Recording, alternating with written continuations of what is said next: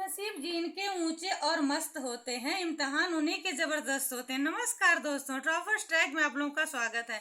आज इस पंचायती राज व्यवस्था की पीडीओ पार्ट नंबर 2 है, क्योंकि हमने कहा था पंचायती राज व्यवस्था और नगरीय शासन दोनों साथ में पढ़ाएंगे, इसलिए हम दूसरे पार्ट में लेकर आए, क्योंकि बहुत बड़ी हो जाती है। बहुत बड़ी वीडियो लोग पढ़ना नहीं चाहते हैं। अब देखिए, मेन पॉइंट पे आइए। संविधान के अंतर्गत पंचायती राज व्यवस्था के कुल कितने अनुच्छेद हैं? अनुच्छेद पूछता है, तो अनुच्छेद 243 से 243 ओ तक है। इसमें नगरीय शासन से संबंधित अनुसूची कौन सी है? नगरीय स्वशासन से अनुसूची कौन है? उधर पूछा था पंचायती राज व्यवस्था से अनुसूची कौन है, इसमें अनुसूची 12 में आता है नगरीय शासन। अनुसूची 12 में नगरीय शासन आता।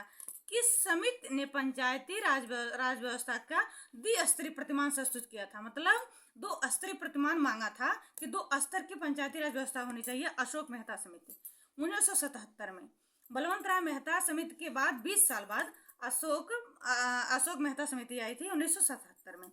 पंचायतों को संवैधानिक दर्जा की संशोधन को प्रदान की गई। संवैधानिक दर्जा की संशोधन को दी गई थी पंचायत को, तो अनुच्छेद 243 को दी गई। ध्यान रखिएगा, यही क्वेश्चन आते हैं। बस अगर क्वेश्चन होता तो आप लोग को लगता कि तो पूरा पेपर है।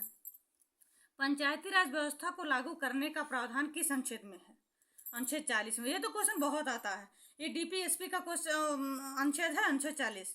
ऐसा एक मात्र भारतीय राज्य जहां 4 स्तरीय व्यवस्था लागू थी, पश्चिम बंगाल में। सिर्फ पश्चिम बंगाल में 4 स्तरीय व्यवस्था लागू थी, आई थिंक। ध्यान दीजिएगा आप लोग इस क्वेश्चन पर। किस समिति जो ग्राम पंचायत के समाप्त करने की सिफारिश की थी? कौन सी ऐसी समिति आई थी जो कही थी कि ग्राम पंचायत को समाप्त कर दीजिए? अशोक मेहता समिति 1977 में। इन्होंने कहा था ग्राम पंचायत से मतलब पंचायती राज व्यवस्था को हटा दीजिए। किस समिति ने महिलाओं के आरक्षण की सिफारिश तीनों स्तर पर की थी? कौन सी ऐसी समिति आई थी जिसमें महिलाओं का आरक्षण की मांग की थी? पीवी के राव समिति आई थी। 74वां संविधान संशोधन किससे संबंधित है? नगर प्रशासन से। मैंने कहा था ना कि नगर प्रशासन और पंचायती राज व्यवस्था दोनों साथ में पढ़ाएंगे।